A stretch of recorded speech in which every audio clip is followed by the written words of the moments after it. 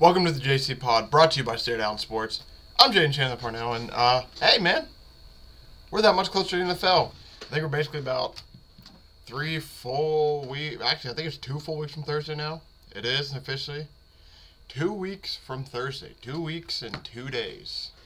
16 days, man. I'm really juiced, really excited for what's coming up with the NFL. When it comes to today, fairly simple. I'm just going to talk about some news. And then also just talk about some of the teams I like this year. And basically just leave it about at that. You can expect on Thursday, assuming all goes well, we'll have basically a, I'm going to do a futures episode with my guy.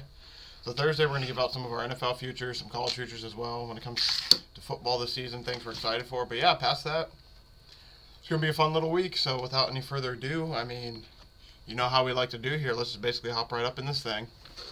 We're going to start with the Jonathan Taylor news just because it's the thing up most of my mind. So here's some, according to this article, I'm just going to read you out some of their potential landing spots just so we can, just to give you an idea. So they said the Dolphins, probably not bad with how their field is. The Eagles wouldn't be terrible. The Bears, I kind of doubt that, honestly, with who they got. The Chiefs, again, another one situation. I doubt that because he's going to want money. And then the Rams are another one. That one I can see a little bit more. But basically, yeah, the Colts are going to let Jonathan Taylor seek a trade. This whole time, it's basically coming out that Jim Irsay originally said, we aren't trading Jonathan Taylor now, we aren't trading him in October, he's going to be on his team, we just can't wait to get him back, and now it seems like they just changed their mind, and they're just waiting for who knows what. I don't know what changed, I don't know why all of a sudden now they're allowing him to seek a trade, but obviously something's gone, and either they just assume that he's not going to get a trade, so they're just like, you know what, screw it, just go ahead and look, why not? Or they just truly are like, you know what, at this point, fine, if you don't want to be here, go ahead and look for a trade. This really sucks, man. I said on my show, I think, last week or the week before, where I was like, I remember Jonathan Taylor being drafted, like, in the second round. I remember telling all my buddies at school, I was like, man, I can't believe the Colts just got him. That's a steal of a pick. And sure enough, he's been really awesome for the Colts, honestly. I mean, obviously last year kind of sucked.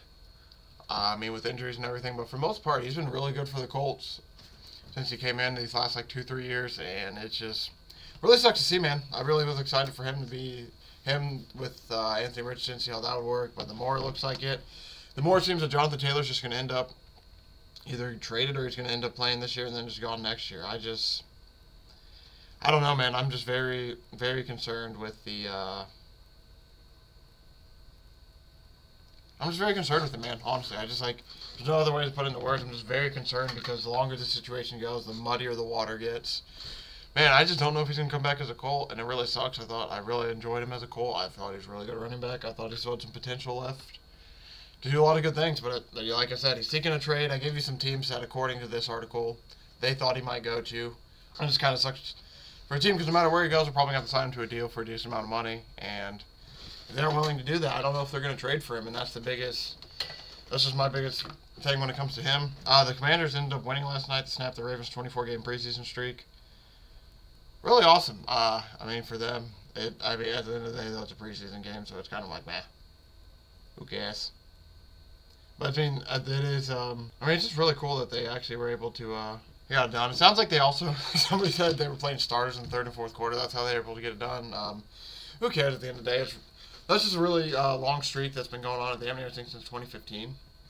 Was the math, if I heard it right. It's just, man, that's really impressive for the Commanders.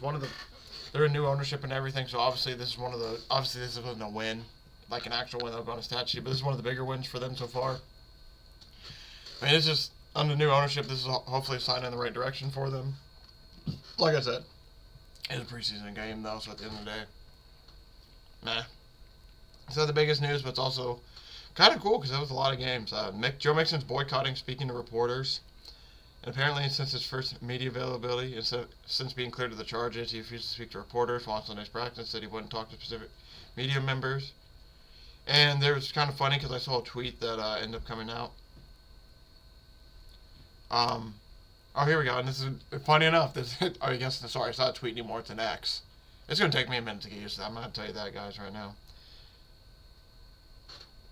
And then he was talking to when it comes to, basically it came out like Mixon was saying there's disrespectful behavior for some of the reporters. Some of the reporters are just trying to use him to get clicks out of him, which that's a whole different topic I kind of want to talk on itself for a quick second. The reporters who try to just get clicks out of these athletes who try to push them and bug them. I mean, like, I get that sometimes you need to get something for your job and everything, but it's as of late, especially too, it seems like a lot of these reporters, I'm not going to call it every single reporter, because there's obviously some that are really good at their job and some who are really doing a great job and actually get you information. I feel like there's a lot of reporters lately that just try to push buttons. It's all they want to do. And this is the main reason I'm bringing it up is because it has to do with this that I'll talk about in a second when it comes to Joe Mixon. But it seems like a lot of the reporters are just kind of like, for example, like this whole situation with Joe Mixon, like there's a reporter who wanted to strictly, it seems like, ask him about the situation, be like, so what are you feeling now that you're clear to this? Why about like everything like that? And he said he didn't want to talk about it. So it led to him. There's some reporters who all they try to do is ask about the negative things around my life. So he basically said he wasn't talking to them. And then I think Peter Schaefer, who's Mixon's agent, came out with this tweet. According to this, I forget who it was, but this was directed at exactly somebody. He's like, you know exactly why we don't talk to you. Schaefer said, you consistently look for the negative and always putting the players down. We have given you ample chances to correct the situation you refuse. You made your bed, now sleep in it. Don't tweet to people that you don't know why. So basically, this came out because, like I said, there was a reporter for the Bengals like, Joe Mixon isn't talking to the media, and he specifically didn't talk to me. I don't get why he's not talking to me. And then this came out, which is why I kind of went on my thing. It just sucks that some reporters, like, I think people forget that, yes, it is a job, but you're kind of blessed to have that job. There's certain jobs that's like, hey, I understand, like, it is a job at the end of the day, but you got to realize, like, you're in a very special situation. Like, my boy Rowan brought this up in his show, like John Boy Media, when they went off on Booney, basically, and it was a little bit unprofessional. It's like, you gotta enjoy that moment, man, because there's some people who would dream of that moment, and then there's reports. By the way, I'm not calling out John Boy Media and everything. I love what they're doing over there. I think they're doing a great job. That was just another example that's like semi-fresh in my mind, because I remember seeing that a few weeks ago, and just the whole situation with the Yankees and everything. But pretty much, I mean, seriously, it is to the point now where, I mean, some reporters just truly are just there to literally start stuff, poke stuff. I mean, it happened last year with the 49ers. There's somebody who was talking to one of the 49ers players. The 49ers players threatened to beat him up, I think, and everything because of how he's acting. And while that 49 player did get in trouble a little bit, I mean, it's the fact that, like, these reporters, because that was a specific reporter for the 49ers, he was basically acting tough, kind of saying, like, oh, this player sucks, this player really can't do anything. He was, like, literally writing this down. Then when the player basically confronted him and came up to him in person, the guy kind of was just like, which makes sense because these NFL dudes are massive. But it's just one of those things with the media, man. Like, the media needs to do a better job at the way it portrays itself and the way it portrays the player sometimes. Because don't get me wrong, there are negative stuff you have to talk about from time to time here and there, but you don't gotta only talk about the negative things. You can talk about the players and some of the good stuff they're doing a little bit too. I think that's a nice bridge we need to find out now. I think it's finally nice that the media is allowed to talk about the players in this way, and they don't just have to suck up to them. But at the same time, it's like, hey, it goes both ways. You can still talk bad about them, but not absolutely just destroy the human. You can talk bad about the player and still bring up points like, you're still doing this well, but still have to do this. Like, there's a fine line between all of it that I think the media needs to do a little bit better about figuring out. The Bears offensive lineman Tevin Jenkins is going to most likely miss the first month of the season after suffering a leg injury. I think he's a left guard. That's what it says. He switched from right guard to left guard. That kind of sucks for the Bears because they're hopefully going to be really special this year. I think they have a chance to do something really good. The Rodgers sees the 8-20 years of great Jets QB play with Wilson. So basically what he said, I think he came out and basically said, I think we're going to be competitive here for a long time. I'd like to be able to play for a few good years here and then hand him right back off to Zach Wilson. Let him go for the next 15. Is that going to happen? I don't know. Probably, maybe not. But, I mean, Zach Wilson has shown some flashes, in the preseason games and so far this year and some, like, practice stuff and some small stuff you've seen. I mean, there's been flashes here and there of, like, oh, he's not doing too bad at all, honestly. He's doing decent, has some decent plays here and there. But, like I said, it's going to be probably a minute before he starts because I think everyone has fresh in their minds what Zach Wilson did last year. Are you disappointed that you let your defense down? No. Or I forget what the quote was, but basically just saying, like, nah, defense is okay. It's football. We'll figure it out. He just has a lot to learn. Hopefully, like, he had a lot of maturing to do as well. Hopefully Aaron Rodgers can help him out with the maturing aspect, which I'm pretty sure he's going to be able to do really well because, yeah, I think there's a lot that Zach Wilson has to do mentally before he gets ready, same with physically, and I think that this will give him a really good chance to. when it comes to the Buccaneers, Todd Bowles says there's no Russian starting quarterback. I wrote an article about this on Stare Down Sports. Shout out. I don't know who they're going to pick. I personally think they're going to end up with Baker, and then if they need to, they're going to switch to Kyle Trask if need be, because I think it's a lot easier to do that than start with Kyle Trask and then switch to Baker if things go bad. It's just the fact this battle's still going out this long. It makes you wonder, like, are they doing this just to give Kyle Trask reps, or is this like a real shot that Kyle Trask could be the starter week 1? I don't know. I'm not 100% sure. It's just I find it very strange that there's still a QB battle, and it's probably going to end up being Baker anyway. I just don't know if they're trying to do this because, like I said, they're trying to boost up Kyle Trask a little bit. If they're trying to, I don't get what they're trying to do. This is a team that's probably going to end up for like Drake May or Caleb Williams. There's rumors about that because of how bad of a season they could have. So when it comes to their starter, like I said, I think it's going to be Baker. Most likely, I just feel like it's going to be Baker, but they haven't said anything. So as of right now, we still aren't for sure on the starter. The Jets quarterback Aaron Rodgers is going to make his debut against the Giants in preseason. Pretty cool. Just interested to see how he's going to do. I don't remember Sam Howell. As of last Friday, shout out. He is announced as the starter for the Commanders. He had a really good preseason game yesterday. Played pretty decent. Miles Jack is retiring after 7 seasons. He is the former Jaguar, signed a 1-year deal with Philly in August. Went through camp and then kind of just decided not to. I think he just decided, like, yeah, I'm good. But he was traded. He was the 36th pick in 2016.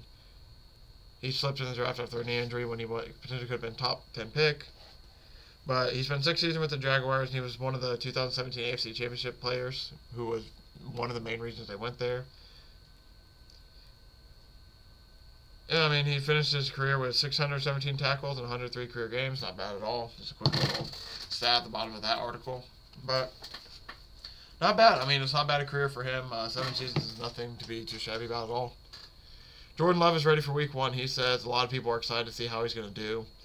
I mean, I'm kind of excited at this point how he's going to do. There's been a lot of good buzz. Yeah, there's basically this. I'm just excited to see how the Packers are going to be this year. They're one of those sneaky teams where it's like they could win a division and be really good, or because of how good their defense is, or their offense could just be absolutely not capable of doing anything, and then they're going to suffer this year, and they're going to have a waste of good defense.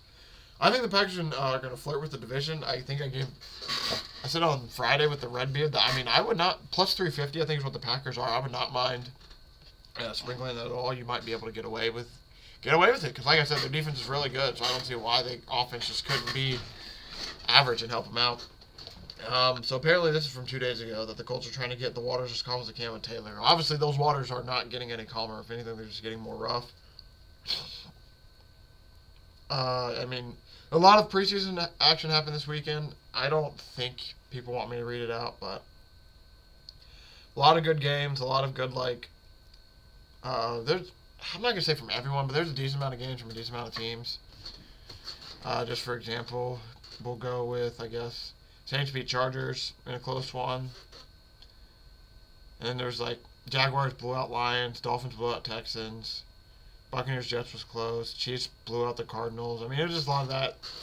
A lot of, you know how preseason goes. There isn't not a lot of starters playing. There were some starters, like Chiefs play starters quarter and a half. It's just, preseason's just so wild with who's playing and who's not playing.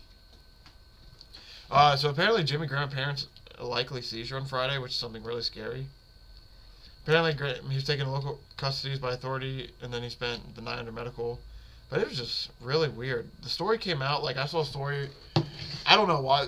I follow the NFL memes page on Instagram just because occasionally, yeah, let's be honest, it's nice to see some funny NFL ones here and there, and occasionally they do have some bangers. But they posted some article link about how Jimmy Graham was arrested for being intoxicated and all that. And they went over, and I didn't read that one, I don't think, because at the time I knew it was a seizure. Because apparently, I think that one article was from the day before, and then the next day they posted another or updated one. But it was just really weird. They made it sound like there was something really, really weird happened. All of a sudden, it was just like he experienced a seizure apparently, and they just didn't. It was really weird, honestly. I don't get that situation at all. Hopefully he's okay. Hopefully he's okay, because I don't. It was just that the way I read, from what I read, it just sounded like a scary situation. Haskins' estate reaches a partial settlement in the lawsuit over his death. He was killed in 2020 while he was walking South Florida Highway. Recently, So, like his family, when it comes to the driver, said he was speeding, driving carelessly, and he had cargo exceeding over the weight. And the family recently came out also and said, like, apparently Hastings was robbed and drugged, and that's why he was intoxicated on the highway. Drugged, robbed, and extorted. Yep, before he was fatally struck. And then his blood alcohol levels were 0.2 to 0.24, which legal limit in Florida's 0.08. So that could definitely say something. It's just, man, that whole situation is just really sad. It's just crazy. Like, he was so young, man. Signed in 2019, I mean, win 3-10 over 2 seasons. He was signed in Pittsburgh as a backup in 2021, and then all this just happened. It's just so sad, man. The Bucs GM wanted Mike Evans to be there a long time. Sounds like they're probably going to sign him to a long deal team upcoming here soon. Packers, Gutekunst. This is probably some huge news. The Packers came out and said they aren't trading Dave Bakhtiari. I don't know, let's find the quote here. I don't think there is a quote. First of all, we're not going to... Oh, here it is.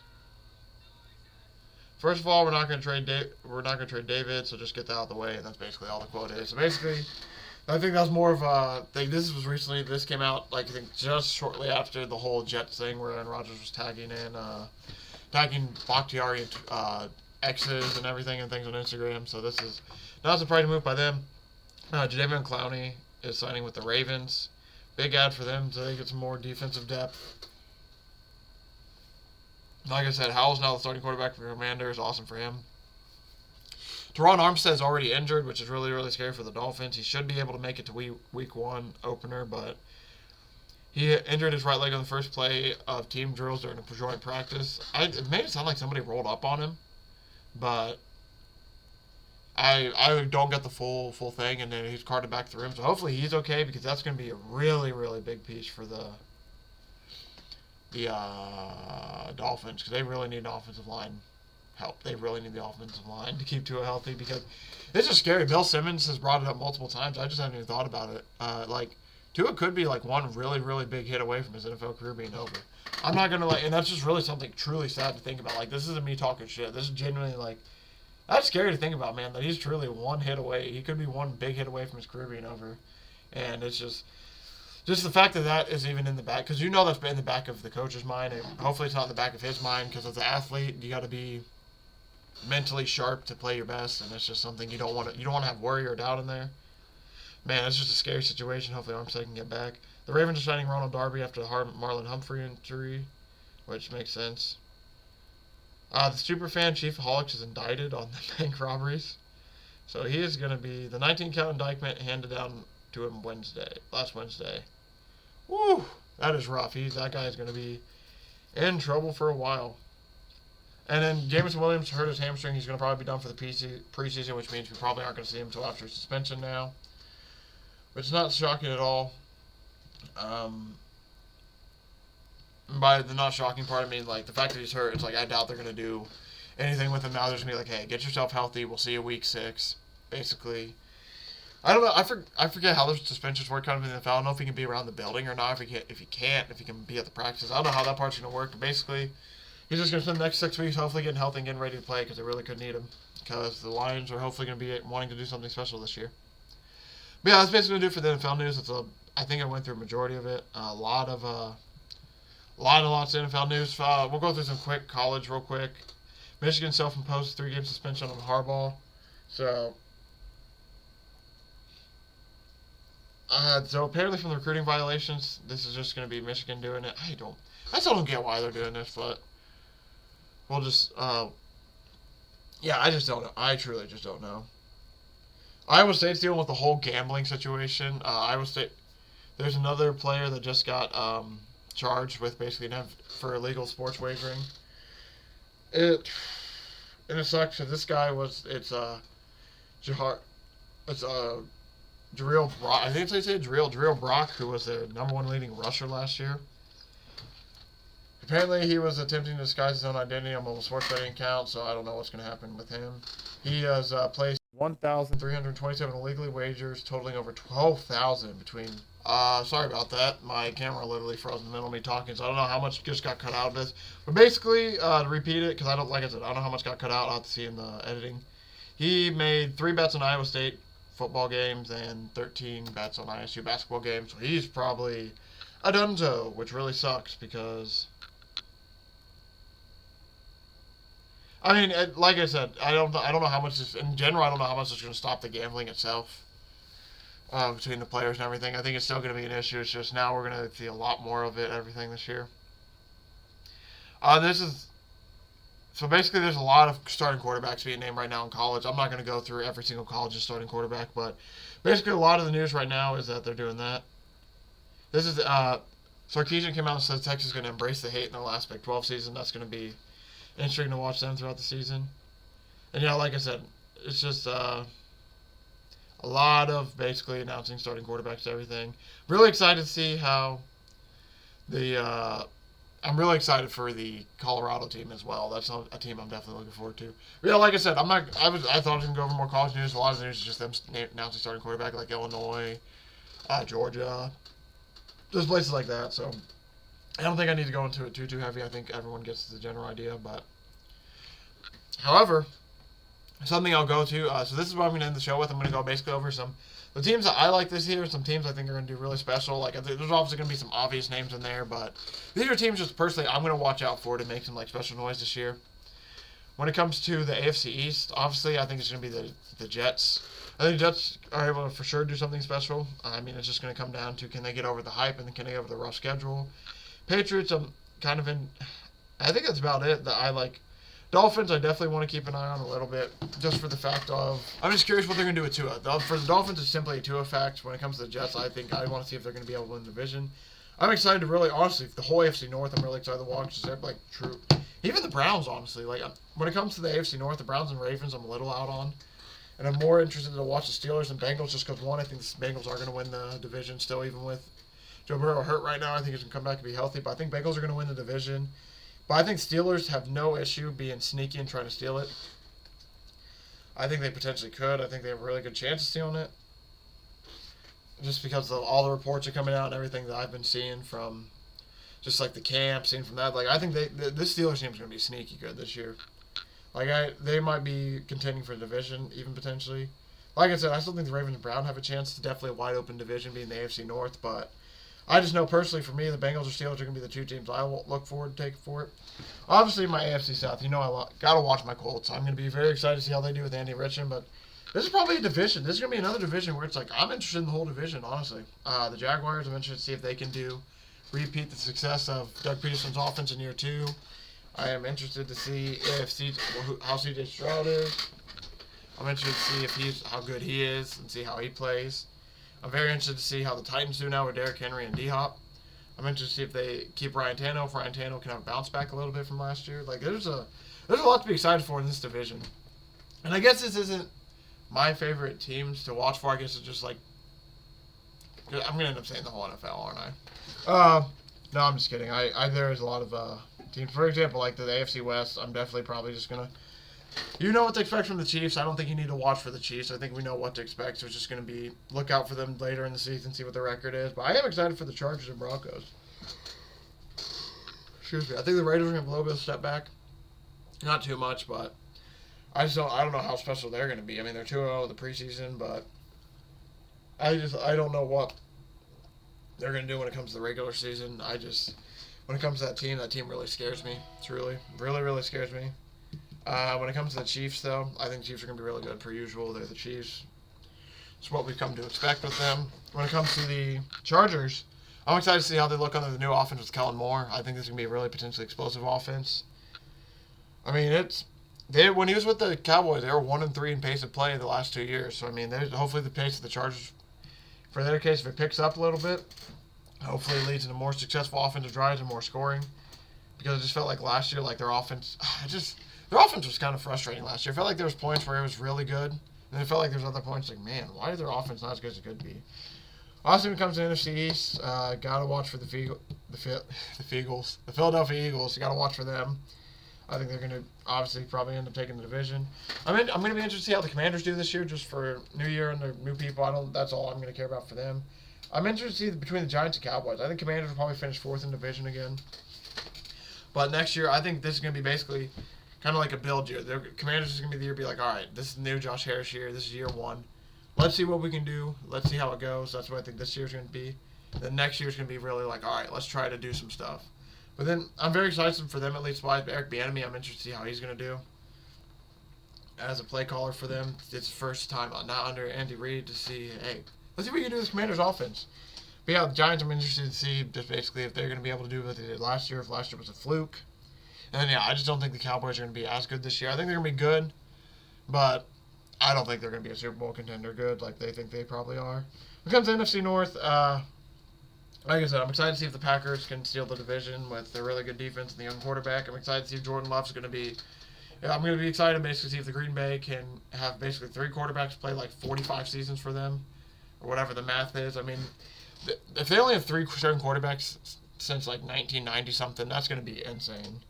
When it comes to the Lions, I'm just interested to see if they can live up to the hype. There's a lot of people who think they're probably one of the biggest hype factories this season. So it's going to be interesting to see if they can live up to it. And yeah, Bears-wise, I don't know. I don't know what the Bears are going to do. I'm just curious to see what they're basically going to do this year. Same with the Vikings. I think the Vikings are basically in the mix of not a bridge year before I'm not going to say a full rebuild, but they're kind of soft rebooting the defense right now. A little bit already. They've already kind of soft rebooted the offense, getting rid of like Dalvin Cook, getting rid of Thielen, starting doing that. And they basically said this is Kirk Cousins last year. So if they don't win the division and do something good, Kirk Cousins might be gone. That's going to be something interesting to see and watch for. And then when it comes to the NFC South, I mean, I'm just curious. Derek Carr and the Saints, that's something to really watch for. I'm excited for just to see how Derek Carr is going to do. With this new team, I'm excited to see the Falcons at plus 250. It's kind of my lean for the division, especially because the Saints are only like plus 130. To get a little bit more odds, I really do like the Falcons. Bucks, they're going to be whatever this year. It's going to be just, I'm just curious to see if Kyle Trask does start, how he does for them. See if they end up trying to keep him, or he hasn't started yet for them so far, so it makes me wonder if this is like one of the last years with him, or if he's just going to be their backup for a long time. And then for the Panthers, I'm interested to see how Bryce Young does in his first year. A lot of stuff about, oh, he's too small, he's too this, he's too that. I'm just very curious to see how Bryce Young does for them. And then when it comes to the final division, curious to see if the Seahawks can do what they did last year. I'm curious to see if the 49ers can keep their quarterbacks healthy all year, what that team could look like. And then Cardinals and Rams. Are the Cardinals going to win more than 4 games? Then for the Rams, can they keep everybody healthy? That's basically going to come down to what that's going to be. Personally for me, I just think that's going to be between the 49ers and Seahawks for that division.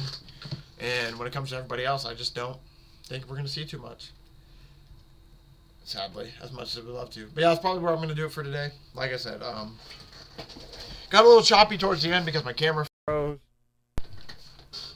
And it just happened again. Yeah, that's where I'm going to leave it off today. I just had I think we've covered it all up and everything. We've done it all good. And my camera just froze. I literally 4 times in the last 2 minutes. So, whereas as we're going to today, I'm going to have to fix my camera until it quits doing this because that was really frustrating today. So, if you see any cuts or any weird things, I apologize for it. And basically apologize for it now because my camera just was not cooperating today. So we had to basically box it the whole time. But that's basically going to do it. Like I gave out some NFL news. When it comes to NFL and basically every one of the teams, when it comes to NFL and basically every one of the teams, that's what I'm going to be watching for when it comes to those teams is basically, what I said. Just there's going to be certain stuff I'm watching for. Teams I'm really excited for, like the Steelers, Colts. There's a lot of teams where I think like they're not getting the full respect they should. I think there's a few teams that aren't just getting the full respect they should. I think they deserve a little bit more. And there's going to be some teams like that where they have a bit lower win totals where I'm going to be very excited for.